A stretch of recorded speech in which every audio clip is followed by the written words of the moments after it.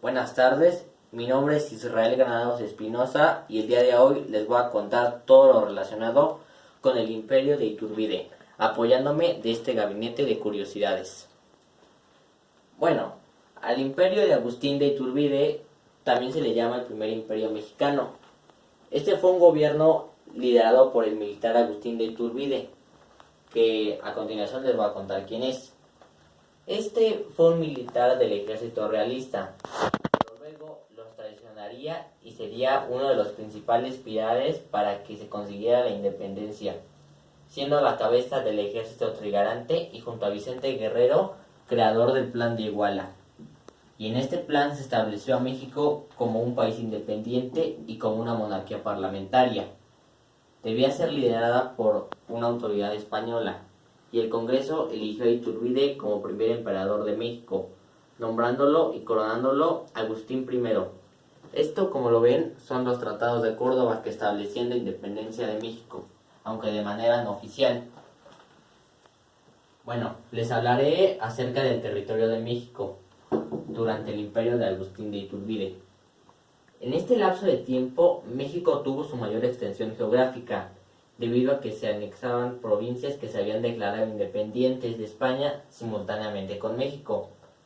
Más aparte, las fronteras de México incluían California, Nuevo México y Texas por el norte, y todo el territorio de Centroamérica hasta Costa Rica por el sur. Su superficie total llegó a ser de casi 5 millones de kilómetros cuadrados, y actualmente somos casi 2. Otro dato importante es que este imperio, a pesar de su poca duración, que solo duró unos meses, es de suma importancia en la historia de México, ya que fue el primer gobierno independiente y soberano de este país. Ahora les voy a contar acerca de la economía que México atravesaba durante el imperio de Agustín de Iturbide. México atravesaba una severa crisis económica, producto de 11 años de guerras y revueltas. Su situación económica incluía deudas, pocas fuentes de ingresos, poco mercado interno, baja conexión entre los diferentes territorios del imperio y fuga de capitales.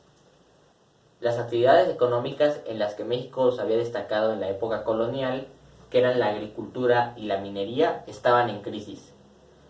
Frente a esta situación, el gobierno de Iturbide intentó llevar adelante medidas para mejorar el estado económico mexicano. Bajó impuestos, contrajo préstamos y recurrió a la emisión de papel moneda en exceso, que como consecuencia perdió valor y generó desconfianza entre la población. Además de que expropió minas de plata que estaban en manos privadas, lo que aumentó el descontento de los mexicanos. Las políticas económicas llevadas adelante por Iturbide fueron una de las razones que ampliaron el arco opositor que buscó destituir al emperador. Ahora les hablaré de su política. Agustín de Iturbide asumió el trono mexicano en 1822 y disolvió el Congreso por falta de apoyo. Esto le permitió gobernar sin mediación ni control parlamentario, pero le valió gran cantidad de enemigos. Frente a esto, Iturbide estableció la Junta Nacional Instituyente, que no fue bien vista por los opositores. Para evitar que se expresara el descontento, Iturbide eliminó la libertad de prensa y mantuvo un férreo control sobre las publicaciones. Quienes, a pesar de todo esto, seguían manteniendo su oposición hacia su gobierno, eran arrestados. Ahora les voy a contar cómo llegó el fin del imperio de Iturbide, bajo el plan de Casamata. Bueno, primero, desde el inicio del gobierno de Iturbide, cabe destacar que sucedieron revueltas y golpes decididos a derrocar al imperio. Muchos de estos tenían como fin instaurar en México una república y restablecer el Congreso. Y en febrero de 1823, el político y militar mexicano Antonio López de Santa Anna proclamó el plan de Casamata.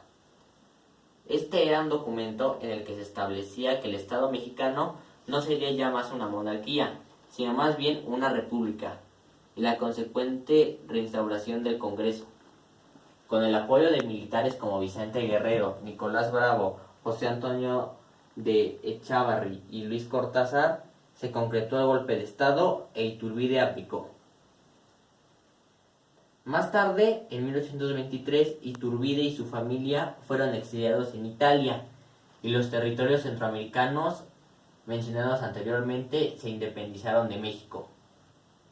En abril de 1824, Iturbide fue declarado traidor y enemigo público del Estado, y cuando regresó a territorio mexicano en 1824, fue arrestado y fusilado en Tamaulipas el 19 de julio de este mismo año, 1824.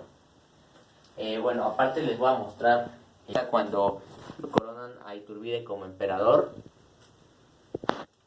Y aquí está José Cecilio del Valle, que un dato curioso es que él fue el primer ministro en la historia de México que nació en el territorio no mexicano actualmente. Actualmente habría nacido en Honduras. Bueno, al finalizar el plan de Casamata y que se instaurara la República, se proclamó como primer presidente de la historia de México Guadalupe Victoria, que su mando fue desde el 10 de octubre de 1824 hasta el 31 de marzo de 1829. Aquí están las fuentes de información.